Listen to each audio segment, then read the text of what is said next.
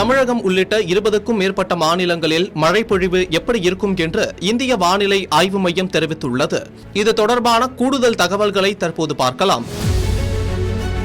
ஜூலை முதல் செப்டம்பர் மாதம் வரை தென்மேற்கு பருவமழை பொழிவது வழக்கம். அந்த வகையில் 2026ஆம் ஆண்டுக்கான மழை பொழிவு தற்போது தொடங்கியுள்ளது.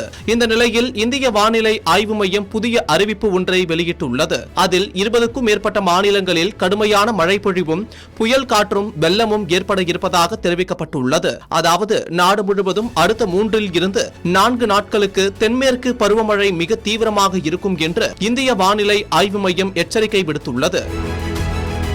இந்தியாவின் தெற்கு, வடகிழக்கு, மத்திய, வடமேற்கு ஆகிய பகுதிகளில் மிக கடுமையான மழை பொழிவு இருக்கும் என்றும் தெரிவித்துள்ளது. கோவா, குஜராத், ராஜஸ்தான், மத்திய மகாராஷ்டிரா ஆகிய பகுதிகளுக்கு ரெட் அலர்ட் விடுத்துள்ளது வானிலை ஆய்வு மையம். இந்த 4 பகுதிகளில் மிக கடுமையான மழை பொழிவு ஏற்படும் என்றும் வெள்ளம் ஏற்பட்டு போக்குவரத்து பாதிக்கப்படும் என்றும் தெரிவித்துள்ளது. தென்னிந்தியாவை பொறுத்தவரை கேரளா, கர்நாடகா ஆகிய 2 மாநிலங்களில் ஒரு வாரத்திற்கு கடுமையான மழை பெய்யும் என்று வானிலை மையம் தெரிவித்துள்ளது. மேலும் தமிழகம் மற்றும் புதுச்சேரியில் 40 முதல் 60 கிலோமீட்டர் வேகத்திற்கு புயல் காற்று வீசும்.